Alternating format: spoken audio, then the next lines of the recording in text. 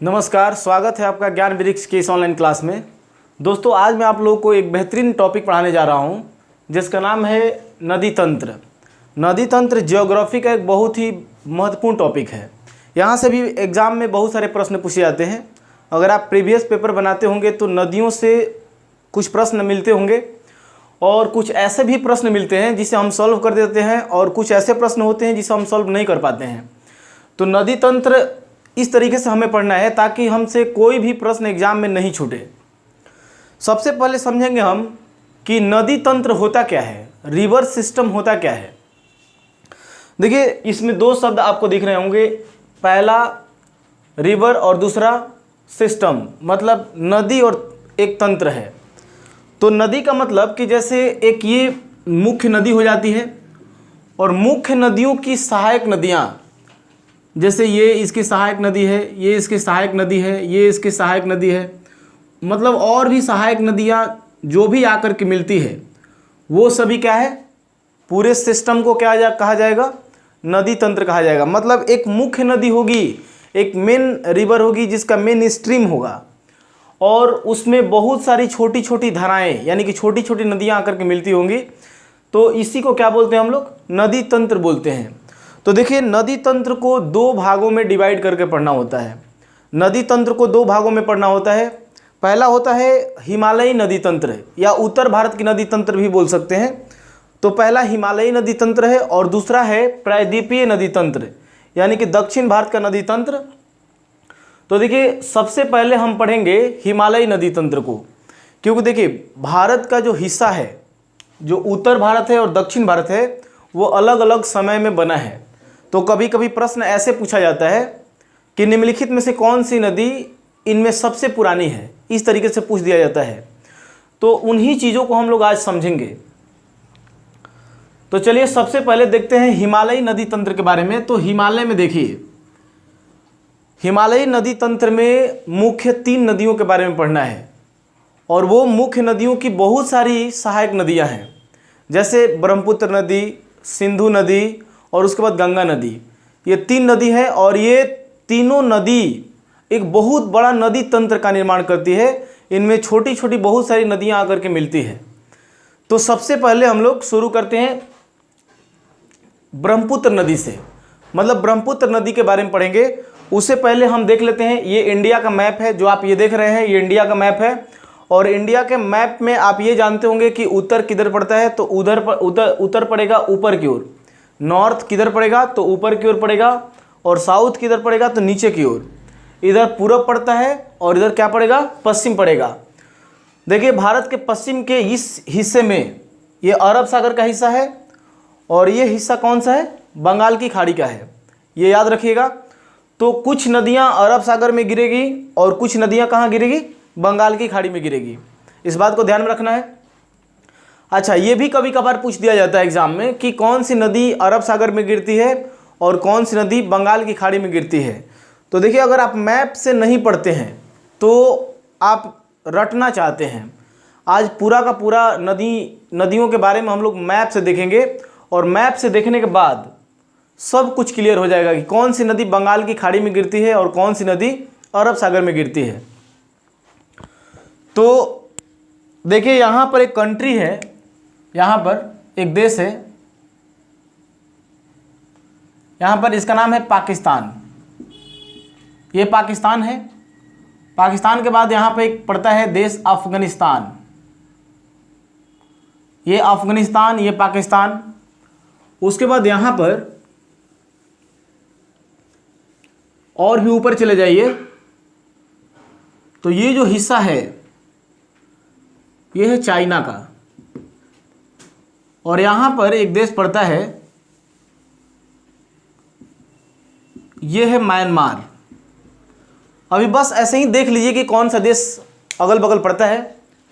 जैसे ये भारत के पश्चिम में ये पाकिस्तान पड़ता है, इसके ऊपर में अफगानिस्तान है, यहाँ पर चाइना है, भारत के नॉर्थ में कौन सा है, चाइना है, और पूरब में कौन सा है, म्यांमार है।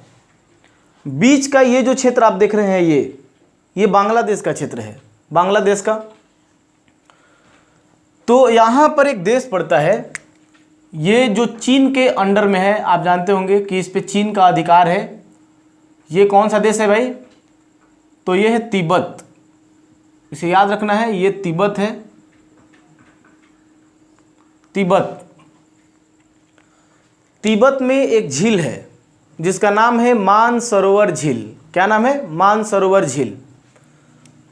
तो यहां पे याद रखिएगा मानसरोवर झील।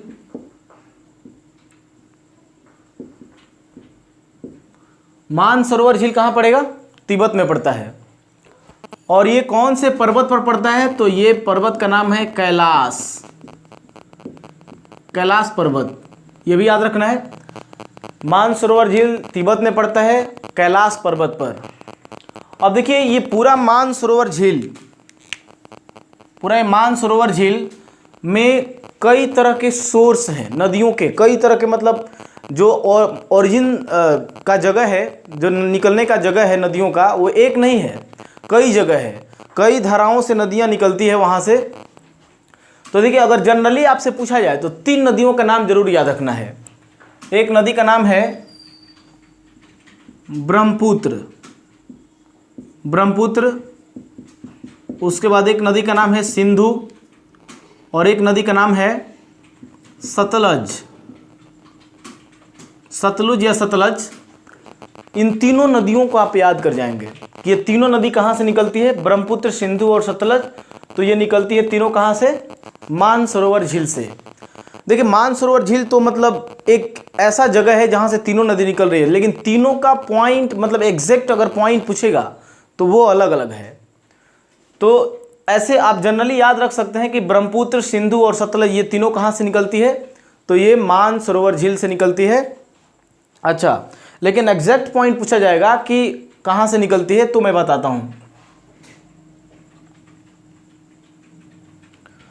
अब देखिए जो ब्रह्मपुत्र नदी है, ब्रह्मपुत्र नदी वो मानसरोवर झील में एक ग्लेशियर है जिसका नाम है चेमायुंगडुंग ग्लेशियर। तो चलिए आइए देखते हैं सबसे पहले ब्रह्मपुत्र नदी के बारे में। यहाँ से ये एक ग्लेशियर है चेमायुंगडुंग, यहाँ से निकल रही है, और यहाँ से निकलने के बाद ये तिब्बत होते हुए, मतलब चाइना का क्षेत्र होते हुए, ये सबसे पहले अरुणाचल प्रदेश में इंटर करती है, प्रवेश करती है, और उसके बाद असम होते हुए, बांग्लादेश होते हुए सीधे बंगाल की खाड़ी में चली जाती है। इस नदी का नाम है ब्रह्मपुत्र।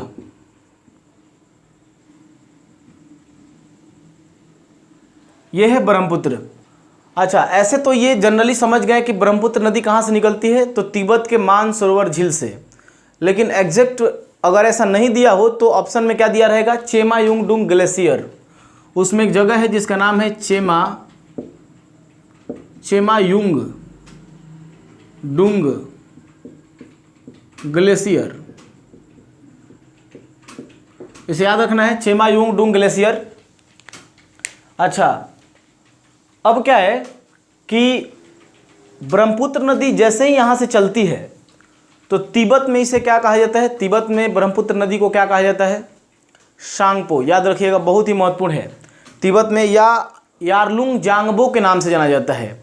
अगर अगर अगर सांगपो नहीं दिया हो तो यारलुंग जांगबो जरूर दिया होगा। तो यहाँ पर ब्रह्मपुत्र नदी को तिब्बत में क्या बोलते हैं?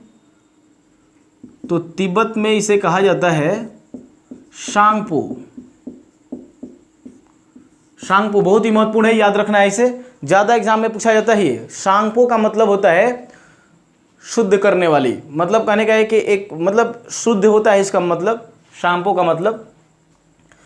अच्छा, ब्रह्मपुत्र नदी तिब्बत में या चाइना में जब तक चलती है तब तक क्या कहलाती है? सांगपो कहलाती है। सांगपो के बाद इंडिया के अरुणाचल प्रदेश स्टेट में इंटर करती है। मतलब अब इंटर करेगी कहाँ? अरुणाचल प्रदेश में।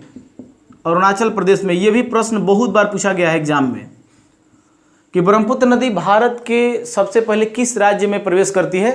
तो ये प्रवेश करती है कहाँ? अरुणाचल प्रदेश में। किस नाम से? तो दिहांग के नाम से। तो ब्रह्मपुत्र नदी को अरुणाचल प्रदेश में दिहांग कहा जाता है, ऐसा प्रश्न पूछा जा सकता है। या ब्रह्मपुत्र नदी किस नाम से भारत में प्रवेश करती है? तो आंसर क्या होगा? दिहांग। उसके बाद ये जो क्षेत्र आप देख रहे हैं ये पूरा क्षेत्र असम का है, ये पूरा क्षेत्र असम का है। तो ये क्षेत्र जैसे ये अरुणाचल प्रदेश है, ये असम है। तो असम में ब्रह्मपुत्र नदी जब आती है तो इसे क्या कहा जाता है? असम में ब्रह्मपुत्र नदी को कहा जाता है ब्रह्मपुत्र। वास्तव में ब्रह्मपुत्र असम में ही कहा जाता है, याद रखना है। उसके बाद अब यहाँ के बाद ये जो क्षेत्र आप देख रहे हैं ये बांग्लादेश का क्षेत्र है, बांग्लादेश का। तो असम के बाद ये कहाँ प्रवेश कर जाएगी? बांग्लादेश में। तो बांग्लादेश में इसे क्या कहा जाता है? बांग्लादेश में इसे क्या कहा जाता है? तो इसे कहा जाता है जमुना। याद रखिएगा, ज से जमुना, यमुना नहीं। यमुना हमारे देश में बहती है, जिसके किनारे दिल्ली, आगरा ये सभी शहर हैं। बांग्लादेश में ब्रह्मपुत्र नदी को क्या कहा जाता है? जमुना कहा जाता है। अच्छा, ये तो बताने की जरूरत नहीं है कि ब्रह्मपुत्र नदी कहाँ गिरती है। साफ साफ दिख रहा है कि ब्रह्मपुत्र नदी इधर से आ रही है तो कहाँ गिर रही है? बंगाल की खाड़ी में गिर रही है, इसे याद रखना है। अच्छा, अब क्या है कि जब ब्रह्मपुत्र नदी इंटर करती है यहाँ पर, तो यहाँ पर एक पर्वत मिलता है, पर्वत चोटी है जिसका नाम है नामचा बरवा। नामचा बरवा यहाँ पर्वत पड़ता है अरुणाचल प्रदेश में। अरुणाचल प्रदेश का नेफा का जो क्षेत्र है वहाँ पड़ता है। तो उसके आगे से मतलब पूर्वी हिस्से से ये रिटर्न होती है, वहाँ पर एक कैनियन बनाती है, गहरा खाई बनाती है वहाँ पर, हिमालय पर्वत को काटकर। तो इसका नाम दिया गया है, यहाँ पर काट कर बनाती है, इसका नाम दिया गया है दिहांग गार्ज। दिहांग गार्ज, इसका नाम क्या दिया गया है? दिहांग गार्ज नाम दिया गया है। तो इसे याद रखिएगा, ब्रह्मपुत्र नदी का नाम क्या है दोस्तों? दिहांग गार्ज। सॉरी, उसके द्वारा बनाए गए खाई का, कैनियन का नाम क्या है? दिहांग गार्ज। अच्छा, उसके बाद जब ये पहुंचती है असम में, वहाँ असम में, तो एक द्वीप का निर्माण करती है, नदी द्वीप, दुनिया का सबसे बड़ा नदी द्वीप, जिसका नाम है माजुली। जब ये पहुंचती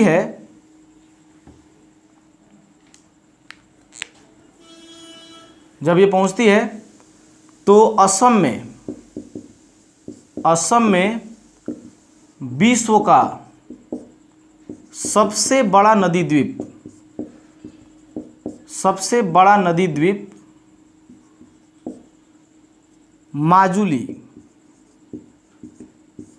माजुली का निर्माण करती है। इसे याद रखिएगा, बहुत ही महत्वपूर्ण है। दुनिया का सबसे बड़ा नदी द्वीप कौन है? नदी द्वीप कहने का मतलब कि नदी में बना हुआ द्वीप। द्वीप वो क्षेत्र होता है जिसके चारों तरफ पानी हो।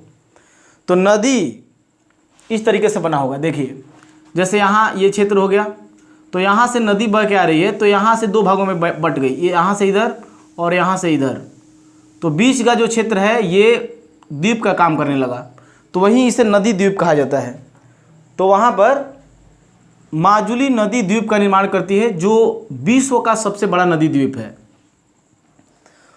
उसके बाद यहाँ पर जैसे ही आती है बांग्लादेश में, तो बांग्लादेश में आने पर यहाँ से एक नदी जाती है जिसका नाम है गंगा नदी। गंगा नदी के बारे में मैं पढ़ाऊँगा, अभी आप ऐसे ही देख लीजिए। गंगा नदी बांग्लादेश में जा कर के इसे मिल जाती है, और बांग्लादेश में जैसे ही इसे जा कर के मिलती है तो मणिपुर से एक नदी निकल के आती है यहाँ पर जिसका नाम है मेघना। तो मेघना नदी भी मिल जाती है। गंगा, ब्रह्मपुत्र और मेघना जब तीनों मिलती है तो इसका नाम हो जाता है मेघना। तो ये भी याद रखना है कि गंगा और ब्रह्मपुत्र की संयुक्त धारा, जॉइंट स्ट्रीम बोल सकते हैं, गंगा और ब्रह्मपुत्र की संयुक्त धारा क्या कहलाती है? मेघना। और ये मेघना कहाँ कहलाती है? तो बांग्लादेश में कहलाती है। याद रखिएगा, गंगा और ब्रह्मपुत्र की संयुक्त धारा को क्या कहते हैं? मेघना। और ये कहते हैं बांग्लादेश में। अच्छा, अब बात पूछा जाएगा कि ब्रह्मपुत्र की टोटल लंबाई कितनी है। तो देखिए, ब्रह्मपुत्र की टोटल लंबाई है टोटल लेंथ इसकी है 2900 किलोमीटर, 2900 किलोमीटर है। लेकिन अगर पूछा जाए कि केवल भारत में, ये तो 3 देशों में बहती है ना, देखिए चाइना में, उसके बाद यहाँ पर इंडिया में और यहाँ बांग्लादेश में, मतलब ये 3 देशों से होकर बहती है। तो 3 देशों से होकर बहती है, तो केवल इंडिया में अगर बात किया जाए कि इंडिया में इसकी लंबाई कितनी है, तो इंडिया में इसकी लंबाई है 1346 किलोमीटर। याद रखना इसे, 1346 किलोमीटर ये इंडिया में बहती है। उसके बाद इसकी सहायक नदियों के बारे में पूछा जाता है कि जो सहायक नदी है वो कौन कौन सी है। ट्रिब्यूटरीज रिवर, सहायक नदियां। तो देखिए सहायक नदियों में मैं नाम रखता हूं मानस, उसके बाद दिहांग, उसके बाद तीस्ता, दिहांग, तीस्ता, सुबनसिरी, धनसिरी, लोहित। ये सभी नदियों का नाम थोड़ा सा आप देख लेंगे अच्छे से, क्योंकि पूछा जाता है कि निम्नलिखित में से कौन एक ब्रह्मपुत्र की सहायक नदी नहीं है, या ऐसे पूछ देगा कि मानस किसकी सहायक नदी है। तो देखिए मैं इसमें से कुछ नदियों को बता दे रहा हूँ, बार बार पूछा जाता है एग्जाम में। ये जो मानस नदी है, मानस, ये एक भारत की ऐसी नदी है जिसके नाम पर एक नेशनल पार्क है। मानस नेशनल पार्क असम में पड़ता है, याद रखिएगा, इसी नदी के नाम पर रखा गया है। उसके बाद एक नदी है जिसका नाम है लोहित, लोहित को भी याद रखिएगा। लोहित नदी को खून की नदी कहा जाता है, लोहित नदी को खून की नदी, ब्लडेड रिवर कहा जाता है, याद रखिएगा। और ये लोहित नदी पर भारत का सबसे लंबा नदी ब्रिज बनाया गया है जिसका नाम है ढोला सादिया। अब तो नाम उसका बदल दिया गया है, ढोला सादिया ब्रिज का नाम बदलकर कर दिया गया है भूपेन हजारिका। तो याद रखना है कि इस पर एक ब्रिज बनाया गया है जिसका नाम है भूपेन हजारिका, भूपेन हजारिका। और इसकी लंबाई जो है वो 9.15 किलोमीटर है। क्योंकि ये सब एग्जाम में पूछा जा सकता है, याद रखना है कि भारत का सबसे लंबा नदी ब्रिज किस नदी पर बनाया गया है, तो ये बनाया गया है लोहित नदी पर। और लोहित किसकी सहायक नदी है, तो ब्रह्मपुत्र की सहायक नदी है। दिहांग तो समझ रहे हैं आप, दिहांग इसका नाम हो जाता है। दिहांग एक और नदी आकर के मिलती है उसमें, तीस्ता नदी। तीस्ता नदी, देखिए तीस्ता नदी को सिक्किम का जीवन रेखा कहा जाता है। सिक्किम से यहाँ से निकल के आकर मिलती है, यहाँ से आकर मिलती है, ये याद रखना है। सुबनसिरी, धनसिरी, सारी नदियाँ इधर से आकर के मिलती है, तो ये सब याद रखना है। अब ये ब्रह्मपुत्र नदी गंगा नदी के साथ मिल करके कहाँ गिरती है, बंगाल की खाड़ी में। और ये दोनों नदियाँ मिल करके बंगाल की खाड़ी में विश्व का सबसे बड़ा डेल्टा बनाती है। विश्व का सबसे बड़ा डेल्टा, सबसे बड़ा डेल्टा, इस डेल्टा का नाम क्या है दोस्तों, तो सुंदरबन। सुंदरबन डेल्टा नाम रखा गया है। सुंदरबन इसलिए है कि वहाँ पर जो ट्री है वो सुंदरी नाम का ट्री है, सुंदरी नाम का वृक्ष बहुत ज़्यादा है, इसलिए उसका नाम क्या रखा गया है, सुंदरबन का डेल्टा। अच्छा, अगर आपसे प्रश्न पूछा जाएगा कि ब्रह्मपुत्र नदी और गंगा नदी बांग्लादेश में किस जगह पर मिलती है, तो उस जगह का नाम है चांदपुर। याद रखिएगा, चांदपुर, बांग्लादेश के चांदपुर में ब्रह्मपुत्र और गंगा नदी आकर के मिल जाती है। एक बात और याद रखिएगा कि विश्व में नहरों का देश पाकिस्तान को कहा जाता है और विश्व में नदियों का देश बांग्लादेश को कहा जाता है। बहुत ही महत्वपूर्ण है, याद रखना है कि विश्व में नहरों का देश किसे कहते हैं, पाकिस्तान को, और विश्व में नदियों का देश किसे कहा जाता है, तो बांग्लादेश को कहा जाता है। अगर आपसे पूछा जाए कि ये डेल्टा क्या होता है, अगर नहीं जानते होंगे तो आपके मन में ये सवाल आ रहा होगा कि डेल्टा होता क्या है। देखिए, जब नदी ऊंचाई से निकलती है तो बहुत तेज़ धारा के साथ बहती है और मैदानी क्षेत्रों से बहते हुए मिट्टी का कटाव करते हुए अन्य चीज़ों को भी बहा कर ले जाती है। लेकिन जैसे ही समुद्र के नज़दीक पहुंचती है तो उसका स्पीड बहुत कम हो जाता है। तो जो कुछ भी वो बहा कर लाती है तो समुद्र में पहुंचने से पहले वो उसके मुहाने पर जमा होने लगता है। जब उसके मुहाने पर जमा होने लगता है तो नदी कई धाराओं में बट जाती है, लगभग 5, 7, 10, 20 धाराओं में बट जाती है। तो धीरे धीरे वहाँ पर बहुत सारा अवसाद जमा हो जाता है और उसी सेडिमेंट को, उसी अवसाद को क्या कहा जाता है? डेल्टा कहा जाता है, जो कि बंगाल की खाड़ी में विश्व का सबसे बड़ा डेल्टा है। गंगा नदी का डेल्टा, यानी कि गंगा ब्रह्मपुत्र का डेल्टा, सुंदरवन का डेल्टा। इस सुंदरवन के डेल्टा का सर्वाधिक क्षेत्र बांग्लादेश में है और बहुत कम क्षेत्र इंडिया में है। तो इसे याद रखना नदी तंत्र के बारे में कि ब्रह्मपुत्र नदी तिब्बत के मानसरोवर झील से निकलती है। सबसे पहले इंडिया के अरुणाचल प्रदेश में प्रवेश करती है, फिर असम में आती है, फिर बांग्लादेश में, फिर बंगाल की खाड़ी में। टोटल लंबाई 2900 है। केवल इंडिया में अगर पूछा जाए तो 1346 किलोमीटर है। तो ये सब बातें मैंने बता दी थी आप लोगों को। और यहाँ पर हिमालय को काट करके जो कैनियन बनाती है उसका नाम है दिहांग गार्ज। कौन कौन से राज्य में, कौन कौन से देश में किस नाम से जानी जाती है ये भी मैंने बता दिया था। आज हम लोग पढ़ेंगे सिंधु नदी तंत्र के बारे में। सिंधु रिवर सिस्टम एग्ज़ाम की दृष्टि से बहुत ही महत्वपूर्ण है, क्योंकि आप एग्ज़ाम के लिए जब प्रैक्टिस सेट बनाते हैं तो उसमें झेलम, चिनाब, रावी, ब्यास, सतलज इन सब नदियों से प्रश्न मिलता है। तो समझिए कि वो सिंधु नदी तंत्र का ही है। तो चलिए शुरू करते हैं। नदी का नाम होगा सिंधु और इसकी जितनी भी सहायक नदियों के बारे में पढ़ेंगे तो वो सभी नदी तंत्र कहलाएंगे सिंधु नदी तंत्र। आज होगी सिंधु नदी। अब देखिए, मैंने बताया था पहले ही क्लास में, मैंने बताया था कि सिंधु, ब्रह्मपुत्र और सतलज ये तीनों नदियां कहाँ से निकलती है? तो तिब्बत के मानसरोवर झील से निकलती है।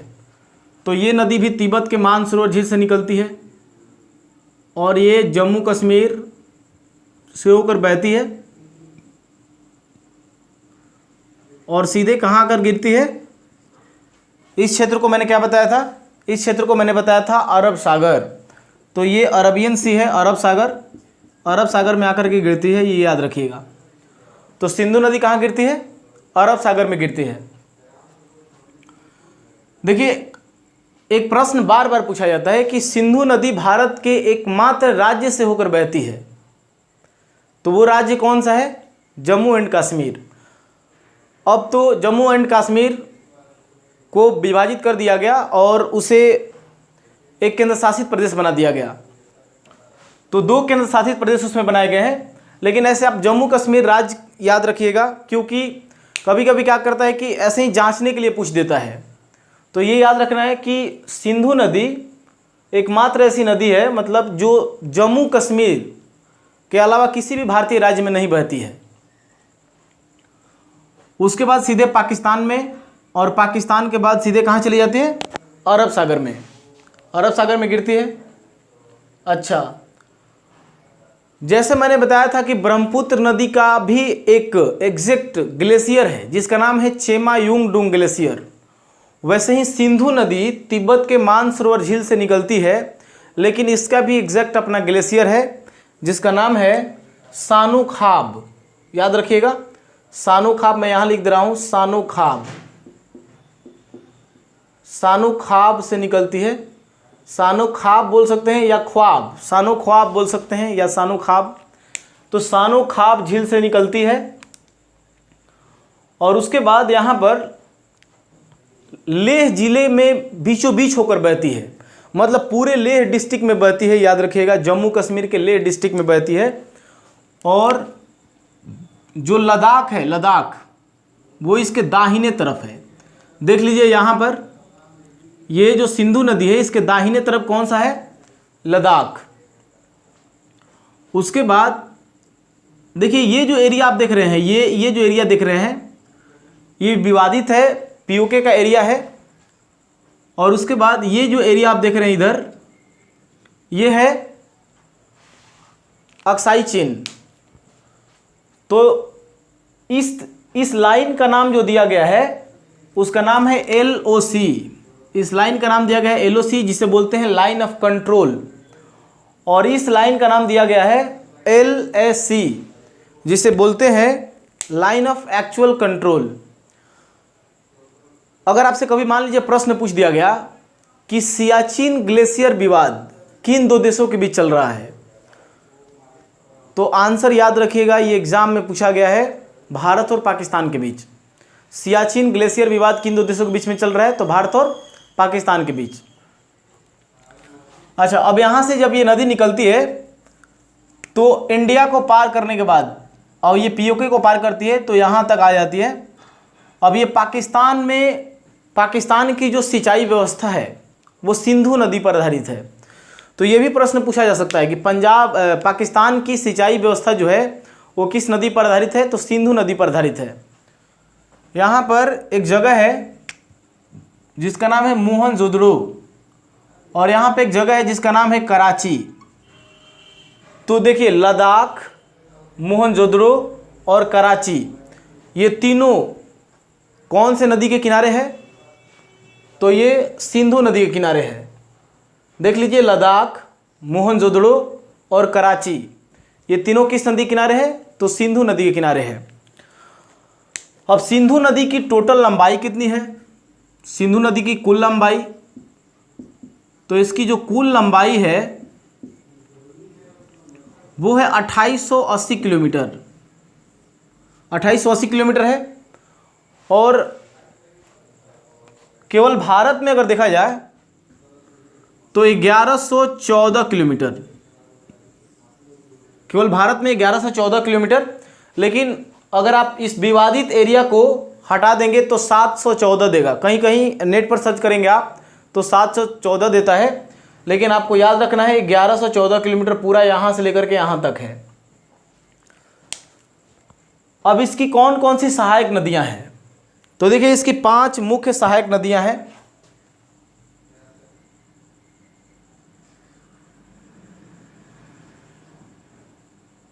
देखिए इसकी 5 मुख्य सहायक नदियां हैं। एक नदी यहां से निकलती है और यहां जाके मिलती है। इस नदी का नाम है झेलम। एक नदी यहां से निकलती है, उसके बाद एक और नदी यहां से निकलती है। इस नदी का नाम है झेलम के बाद एक नदी है जिसका नाम है चिनाब। उसके बाद एक नदी है जो इसमें जाके मिलती है, इस नदी का नाम है रावी। उसके बाद एक नदी है, इस नदी का नाम है ब्यास। और यहाँ से एक नदी निकलती है जो सभी नदियों का जल लेकर के सिंधु नदी में मिला देती है। इस नदी का नाम है सतलज। तो देखिए इसे याद रखना है, ये बहुत ही महत्वपूर्ण है। सिंधु नदी के बाएं तरफ से मिलने वाली नदियों में, सिंधु नदी के बाएं तरफ से मिलने वाली नदियों में नाम याद रखना है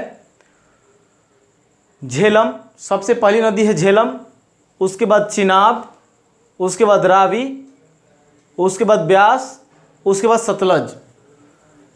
पूछ देगा कि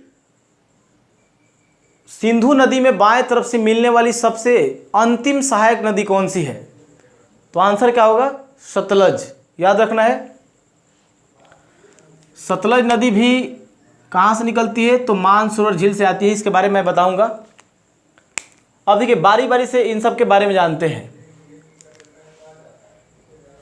सिंधु नदी में जो सतलज नदी मिलती है, सतलज नदी सभी सहायक नदियों का जल ले जाकर मिलाती है। पाकिस्तान के एक जगह है जहाँ, जिसका नाम है मिठानकोट। यहाँ पर ये जगह है, इस जगह का नाम याद रखिएगा मिठानकोट। मिठानकोट। अगर आपसे कभी पूछा जाएगा कि सिंधु नदी की सहायक नदियाँ सतलज नदी द्वारा कहाँ मिलती है, तो ये मिलाई जाती है कहाँ पर, मिठानकोट में। इसे याद रखना है, बहुत ही महत्वपूर्ण है ये क्वेश्चन पूछा गया एग्जाम में कि सभी नदियाँ आकर के सिंधु नदी में कहाँ मिलती है, तो ये पाकिस्तान के मिठानकोट में मिलती है। अच्छा, सिंधु नदी अरब सागर में गिरने से पहले डेल्टा का निर्माण करती है। यहाँ पर एक डेल्टा का निर्माण करती है, यहाँ पर एक डेल्टा बनाती है, और डेल्टा कराची के नज़दीक में बनता है, इसे याद रखना है। डेल्टा का निर्माण करती है ये सिंधु नदी यहाँ मिलने से पहले, उसके बाद ये अरब सागर में मिल जाती है। सिंधु नदी भी हिमालय को काटती है और हिमालय को काट करके एक गहरा खाई का निर्माण करती है, गहरा कैनियन बनाती है। जैसे मान लीजिए कि ये पहाड़ी है, ये पहाड़ी है, और इस पहाड़ी को एक नदी बहती हुई यहाँ से इसको काट दी, तो ये पहाड़ी इस तरीके से हो जाएगा। मतलब कहने का है कि नदी निचले क्षेत्र से बहने लगती है। ऊपर से आप देखेंगे तो ये बहुत ही नीचे क्षेत्र में आपको दिखाई देगी, तो इसे ही कहा जाता है कैनियन। तो ये गार्ज बोलते हैं, इसका नाम है बुंजी गार्ज, जो सिंधु नदी द्वारा बनाया जाता है, इसका नाम है बुंजी गार्ज, बुंजी गार्ज या सिंधु गार्ज भी बोल सकते हैं, तो इसे याद रखना है। अब देखते हैं बारी बारी से इसकी कौन कौन सी सहायक नदियां हैं। एक बात और याद रखना है कि सिंधु नदी जल समझौता भारत और पाकिस्तान के बीच में हुआ। भारत पाक सिंधु नदी जल समझौता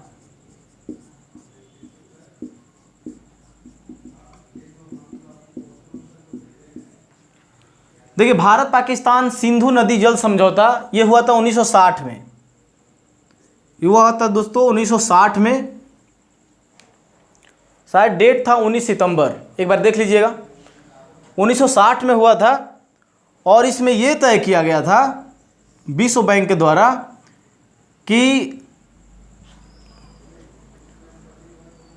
इंडिया जो है, इंडिया वो सिंधु नदी का 20% पानी यूज़ करेगा और पाकिस्तान जो है वो सिंधु नदी का पानी 60% यूज़ करेगा।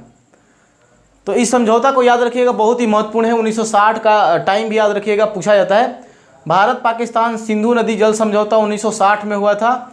इंडिया इसका 20% यूज़ करता है और पाकिस्तान कितना, 60 नहीं होगा, यहाँ पर 80% होगा, यहाँ पर 80 कर लीजिएगा। इंडिया 20% यूज़ करता है और पाकिस्तान कितना यूज़ करता है, 80%। लेकिन एक बात और है कि ये समझौता सिर्फ सिंधु नदी के लिए नहीं हुआ था। सिंधु नदी मुख्य नदी है, बाकी सभी नदियाँ इसके सहायक हैं। तो देखते हैं कि कैसे समझौता किया गया था। तो देखिए, बाकी सभी नदियों के साथ समझौता हुआ था। समझौता में आप देखिए कि सिंधु के बाद कौन सी नदी है, पहली नदी हो गई सिंधु, उसके बाद झेलम, उसके बाद चेनाब, रावी, ब्यास, सतलज, ये आपको 6 नदियां दिखाई दे रही होंगी। ये सिंधु है, उसके बाद ये है झेलम, उसके बाद ये है चेनाब, और ये है रावी, ये है ब्यास, और यह है सतलुज। अब ये जो 6 नदी आप देख रहे हैं, इन 6 नदियों में से ऊपर की जो 3 नदियां हैं और जो नीचे की 3 नदियां हैं, इस तरीके से समझौता हुआ कि जो ऊपर की 3 नदी हैं,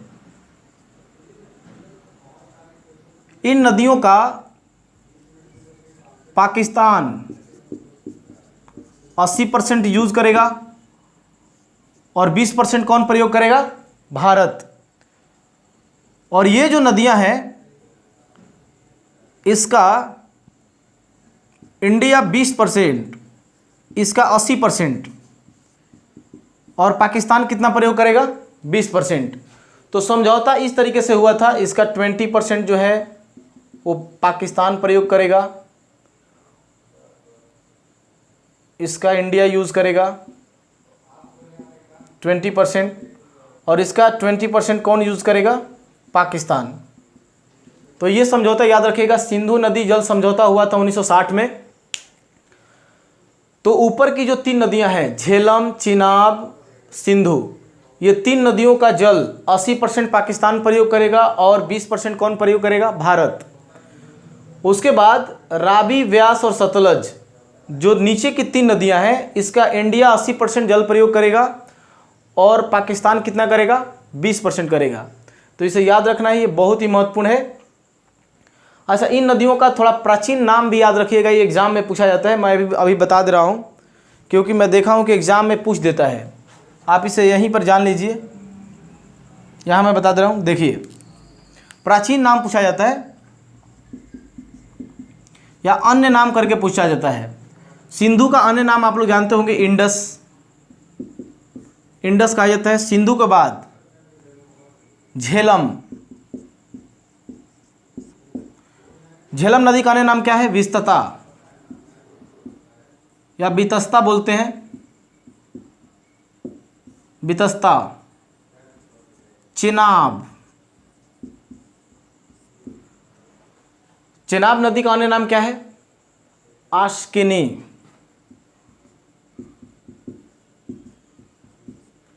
आश्किनी। रावी। रावी नदी का अन्य नाम क्या है? परुषणी। ये प्राचीन नाम है। ब्यास नदी का अन्य नाम क्या है? बिपाशा। उसके बाद सतलज, इसका अन्य नाम है सतुद्री। तो इसे याद रखना है। देख लीजिए, मैं फिर से बता दे रहा हूं। सिंधु नदी का अन्य नाम क्या है? इंडस। झेलम नदी का पुराना नाम क्या है? वितस्ता। चिनाब नदी का अन्य नाम क्या है? आशिकिनी। रावी नदी का अन्य नाम क्या है? परुषणी। ब्यास का विपाशा और सतलज का सतुद्री। तो इसे याद रखना है। अब क्या है कि इसकी सहायक नदियों से प्रश्न पूछा जाता है। तो अब बारी बारी से सहायक नदियों के बारे में पढ़ते हैं। तो देखिए, सिंधु के बारे में हम लोगों ने जान लिया, सिंधु के बारे में। अब चलते हैं, सबसे पहली नदी है सिंधु की झेलम। तो सबसे पहले झेलम के बारे में जानते हैं कि झेलम कहाँ से निकलती है और इसकी क्या क्या खूबियाँ हैं।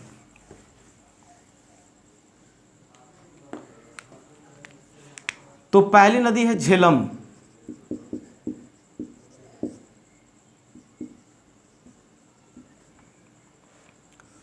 देखिए, झेलम नदी जो है, इसका उद्गम कहाँ से होता है, ये निकलती कहाँ से है? तो ये निकलती है, एक जगह है वेरीनाग झील। वेरीनाग झील से निकलती है। स्रोत इसका है वेरीनाग झील। वेरीनाग झील।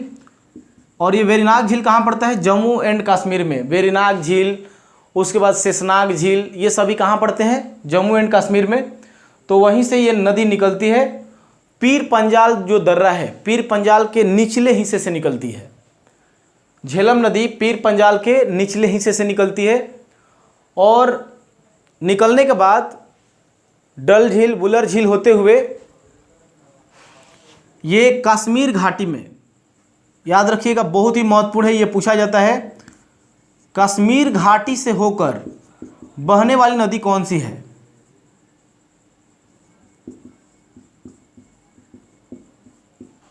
कश्मीर घाटी से होकर बहने वाली नदी कौन सी है? तो ये कौन सी नदी है? झेलम नदी। ये पॉइंट बहुत ही महत्वपूर्ण है, वीवीआई है, इसे याद रखिएगा। पूछा जाता है कि वो कौन सी नदी है जो कश्मीर घाटी से होकर बहती है? तो झेलम नदी है। और झेलम नदी एकमात्र ऐसी नदी है जो भारत और पाकिस्तान के सीमा के समानांतर बहती है। मतलब भारत और सीमा के समानांतर कुछ दूर तक ये बहती है, इसे याद रखिएगा। और ये जब पाकिस्तान में जाती है तो एक नदी पाकिस्तान में आकर के इस नदी से मिलती है, पाकिस्तान वाले क्षेत्र में। उस नदी का नाम है नीलम। तो नीलम और झेलम वहाँ कहा जाता है, इसे याद रखिएगा, नीलम झेलम की धारा कहा जाता है। पाकिस्तान की नदी एक झेलम नदी में आकर के मिल जाती है तो इसे नीलम झेलम का धारा कहा जाता है। और आप यहाँ पे देख लीजिए कि झेलम नदी चेनाब नदी में मिल रही है। झेलम नदी किस में मिल रही है? चेनाब नदी में। तो ये बहुत ही महत्वपूर्ण है, याद रखना है। झेलम चेनाब की सहायक नदी है। अच्छा, उसके बाद एक नदी इसकी है सहायक, जिसका नाम है किशन गंगा। ये बार बार एग्जाम में पूछा गया है। किशन गंगा किसकी, किशन गंगा किसकी सहायक नदी है? तो ये झेलम की सहायक नदी है, झेलम की सहायक है। लेकिन अगर पूछ देगा आपसे कि किशन गंगा परियोजना किस नदी पर बनाया जा रहा है, तो आपको आंसर लगाना होगा झेलम नदी पर। यह भी याद रखिएगा। तो इतनी बातें किसके बारे में याद रखेंगे? झेलम के बारे में। उसके बाद आगे की जो नदियां हैं जैसे चेनाब, रावी, ब्यास, सतलज, ये बाकी 4 नदियों के बारे में अगले क्लास में हम लोग देख लेंगे। ठीक है, मिलते हैं नेक्स्ट वीडियो में।